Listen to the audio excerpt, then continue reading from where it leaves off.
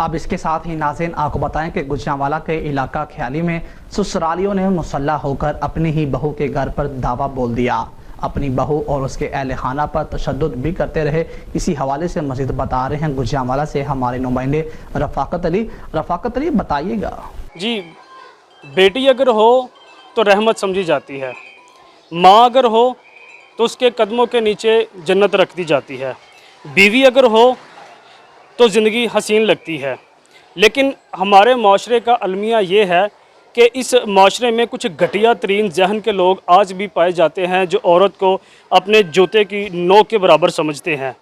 कोई भी बात मनवानी हो तो उनका ये मानना होता है कि जितनी देर तक कुछ चार थप्पड़ या मार पीट या तशद्दुद ना किया जाए वो बात अपनी नहीं मनवा सकते। आज ऐसी ही कुछ कहानी हम आपके लिए लेके आए हैं। ये यहाँ पर जो मुतासरा घर है यहाँ पे चलते हैं और आपको सारी हकीकत से आगाह करते हैं। ये क्या कहानी है मज़ीद हम जानते हैं। जी आपकी।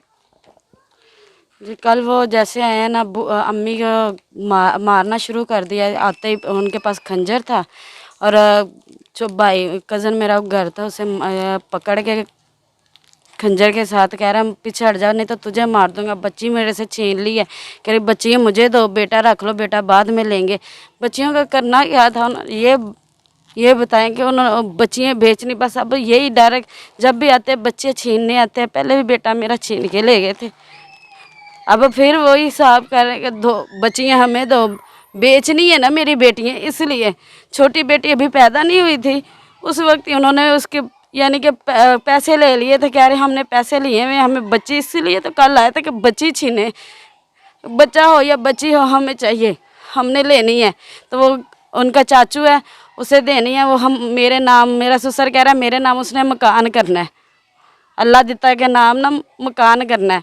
तो बच्ची मैं एक माँ की बच्ची है, बच्ची मैं कैसे दूँ, मुझे ये बताएं। मेरी छोटी सी मासूम से बच्चे, ये पहले इस बच्चे को उधर थी, ये तकरीबन ना 3 से 4 माह का बच्चा था मेरा। उस वक्त वो मोटरसाइकिल पे बिठा के ना इसे लेके जा रहा था, मैंने ऐसे छीना ये बच्चा, मैंने उनसे छीना। मैंने कहा मेरा बच्चा छोड़ दो। कह रहे हमने ना, मैंने किसी को कहा वो 25-26 हज़ार रुपया मुझे देगा बच्चे का, उसके पास वो बेऔलाद है, वो मुझे पैसे देगा। तो मैं ये बच्चे कैसे थे, मैं बच्चे पैदा करने वाली मशीन हूँ। तो मेरे बच्चे जो मेरे से छीन रहे, खुदा के लिए मुझे थोड़ा सा तहफ़्फ़ुज़ चाहिए। नाजरीन, हमारे बावसोग ज़राए से ये भी मालूम हुआ है कि जो इनके ससुर है उनकी जो फैमिली है, ठीक है, वो मंशियात फ़रोश, रिकॉर्ड याफ्ता और जवारी भी हैं। तो जिसकी बिना पर वो जुआ खेलता है, जुआ जब वो हार जाता है तो फिर वो जो अपना ही खून है, जो अपने ही उनके बच्चे हैं, वो उनको बेचने तक जो है वो नौबत आ जाती है। तो इनसे ये पूछते हैं। अच्छा, आप ही मुझे ये बताइएगा कि वो मंशियात जो है वो कितना अर्सा हो गया उनको बेचते हैं, या आप इधर रह रही हैं तो किस वजह से उन्होंने आपको घर से निकाला था?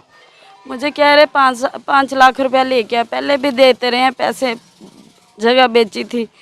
अब उस वक्त मेरे ज़िंदा थे तो मारते थे, पैसे लेके आ, पैसे लेके आ, पैसे लेके, जब तक देते रहे हैं तब तक ठीक है। अब फिर मुझे कह रहे 5 लाख रुपया लेके आ, और ईद पे फिर उन्होंने मुझे मारा, मैं गिर गई हूँ, मुझे काफ़ी ज़्यादा चोट लगी है।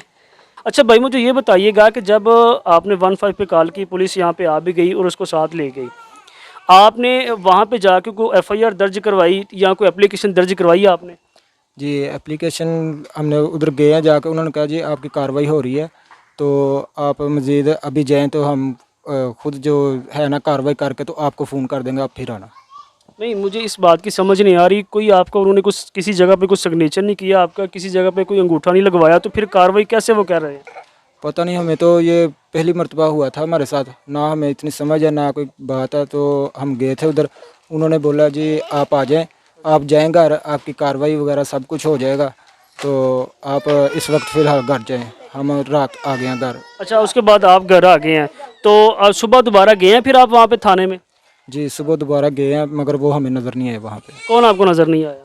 वो जो अल्लाह दिता नाम का शख्स वो भी नहीं नज़र आया, और अब्दुल वाहिद नाम का ऐसा ही भी नहीं था उधर। थाने में आपने किसी और से पूछा कि हमने रात को एक बंदा पकड़वाया था, उसकी कोई एप्लीकेशन हुई, कोई FIR नहीं हुई, वो बंदा कहाँ पे है, वहाँ पे कोई तफ्तीशी किसी से भी आपने पूछा हो? ये पूछा था, मगर वो कोई पता नहीं था उनका, कोई है उधर या नहीं है। अच्छा, तो जो एएसआई अब्दुल वाहद यहाँ से बंदे को लेके गया तो उसने आपसे कोई पैसों की भी डिमांड की है? जी उन्होंने रात 1500 रुपया बोला था, 1000 दे आए थे। तो काम वाले मेरे कपड़े थे, मेरे पास पैसे उस वक्त नहीं थे, तो उधर से किसी से लेके मैंने दिए। मैं बकाया हम आपको बाद में दे देते हैं, कपड़े चेंज करके आते हैं।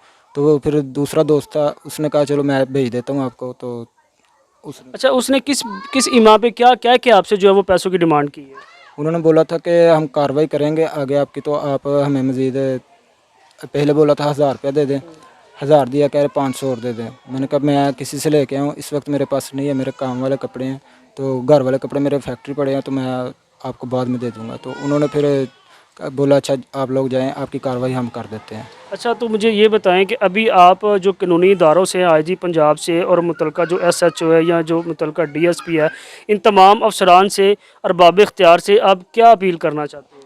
उनसे यही अपील करना चाहता है कि हमें इंसाफ दो। जी, तो नाजरीन, यहाँ पर हमारे कानूनी इदारों पे सवाल उठता है कि एक गरीब, मजबूर और लाचार इंसान से जो है वो एएसआई अब्दुल वाहद नामी जो है वो बंदा पकड़ने के, बल्कि बंदा वो यहाँ से ले गए हैं, कानूनी कार्रवाई करने के उनसे पैसों की डिमांड कर रहा है कि जी हम कार्रवाई कर देंगे।